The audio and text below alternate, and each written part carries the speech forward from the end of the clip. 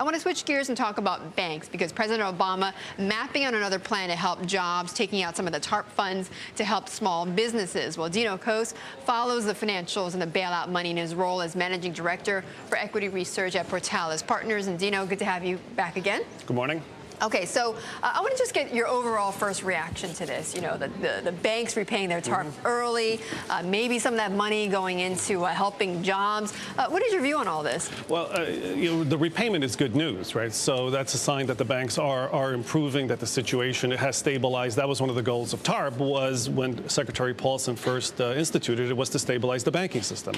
You know, that's happened. But isn't that the question? Are they really repaying it because they're stabilized, or are they repaying it because they want to attract talent and keep their talent? Well, you know, at the time a year ago when the problems were hitting the financial system, the banks had depleted their capital. They needed to get recapitalized. Private capital was not available. The government stepped in and provided a bridge. So what you had since the spring, since the so-called stress test, is that the banks have been able to raise equity capital. You see that just this past week with Bank of America raising $19 billion.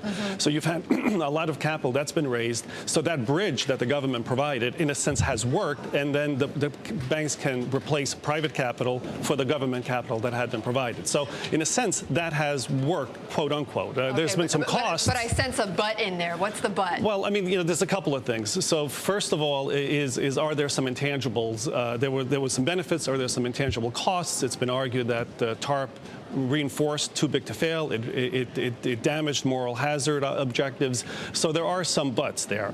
So that's one thing. The other thing is, you know, will the program make money for the taxpayer? And here, well, so far it has, though, right? Well, I mean, yes and yes, but let's face it. You know, the people who have repaid the TARP money are the stronger institutions.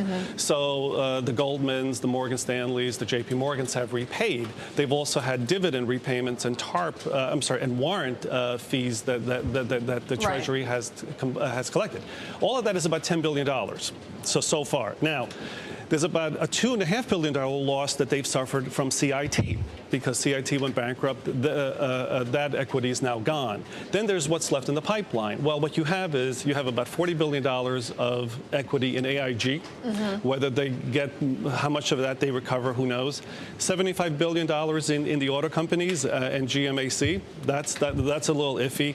Another $50 billion that's dedicated to home modification programs, and it's not clear that that's going to, in a sense, be a P&L gain, even though it helps the housing situation. So bottom line, then, you know, what you're saying is that we could see more losses than gains from all of this in the end, well, right? I mean, what you may see is that in the near term, I mean, as it were, it all looks great because you're getting dividends and you're getting repayments and you're getting warrants that are being repurchased. Great.